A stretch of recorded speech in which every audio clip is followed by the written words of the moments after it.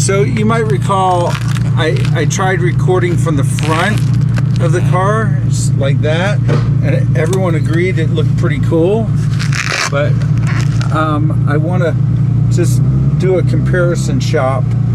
I've got my poodles in the car. Margaux is going to be in back more than likely. Not for the entirety, but for a good portion of it, I suspect. She might be more comfortable there. Although my preference would be that she's in front.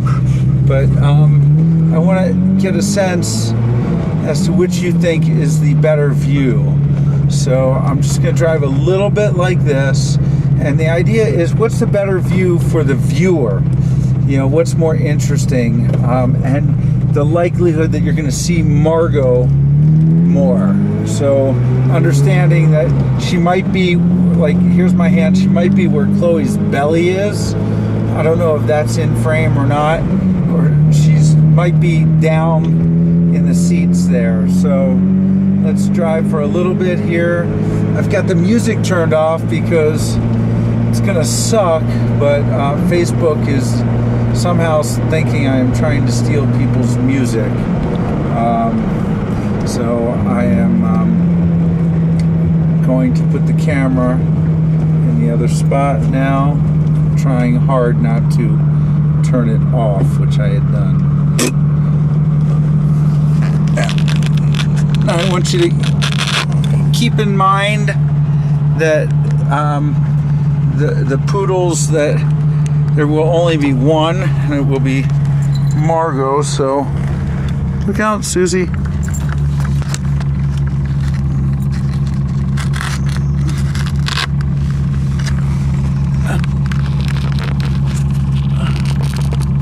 Okay.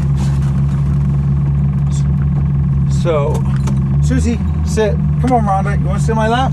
Come on. Sit on my lap. Come on. Come on my lap. Come on. Okay, Susie. Susie. Put the window down for Susie. Susie, windows down.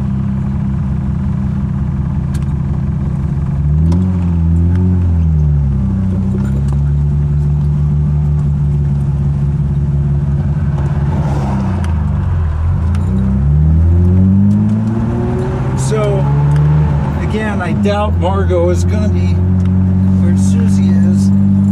Susie, good girl. So, the real question is, of all time, Susie's like right in the middle of the frame. So,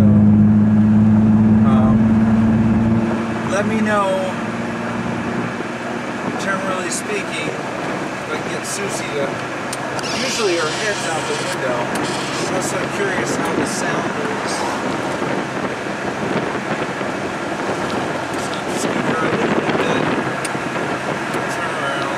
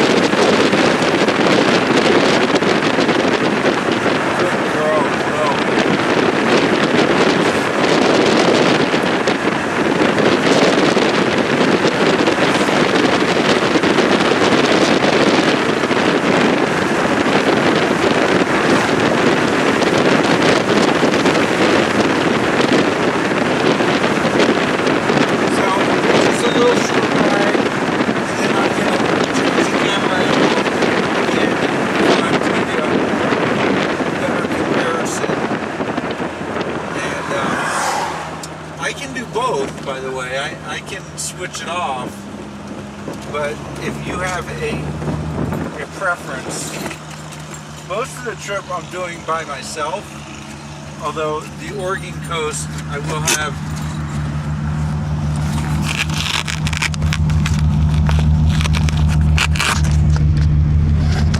my friend with me.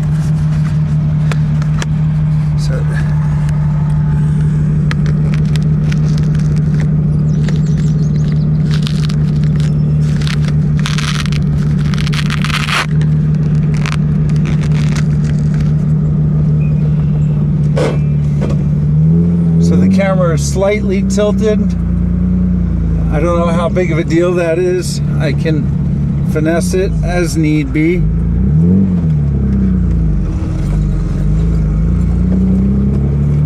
Rhonda's one of the few standard poodles that's so the camera is actually tilted up. It appears to be a good angle to me.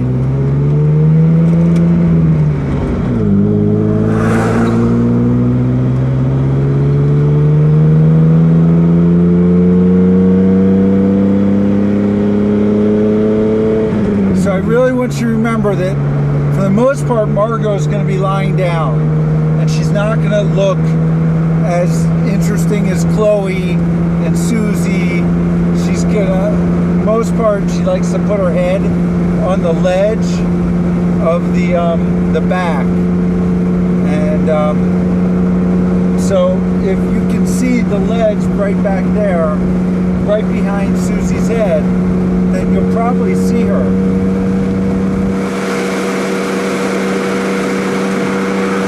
So again, this is slightly angled up. I'm going to angle it down a little bit.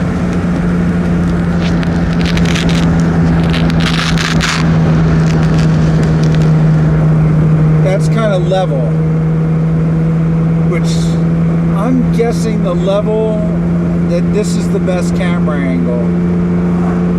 This is probably the most interesting of all camera angles, and in a perfect world, how interesting would it be if I literally recorded, you know, the better part of the trip?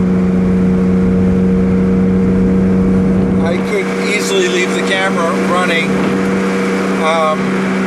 for the better part of the trip. That'd be an awful lot of footage, and I don't know what someone's going to do with it. I think speeding it up, you know, I'll go through quite a bit of storage, but I don't think it's as much as you think. But this car has no B-pillars, so you feel like you're in a solarium. It's the closest thing to a convertible without being one. It was very, very unique. It's a 1974 BMW 3.0cs, which was made from the late 60s. I think 66, 67 was the first variation, and it was designed to compete with like a Jaguar E-Type and the Porsche 911 and the Dino Ferrari. And it was, most of you are familiar with the BMW 2002, which was what really got BMW into North America, and this was the sportier model of that. It has a BMW 6-cylinder engine, which variations are being made to this day, you know, that have made it so famous. It was a sports coupe, although I wouldn't call it particularly fast. For its day, it was 0 to 60, I think, in 8.2, which was no slouch by any means. I think it has 167 horsepower. I've done some minor modifications. I had to have the cylinder head completely rebuilt, a brand new one, and a new camshaft.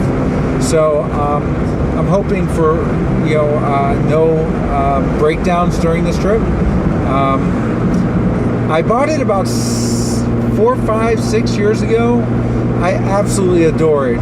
It's one of the few cars that was on display in the Museum of Modern Art, MoMA, and variations of these raced as the CSL variation, this super lightweight, I think SL stood for, but just gorgeous lines. I absolutely, as a kid, always loved this car. One of the few cars that you can buy that actually appreciates. I spent, I think, $21,000 for it, 5, 6 years ago, maybe. And I've put in over the course of time between minor things here and there, and most recently with this, probably close to $15,000 in it.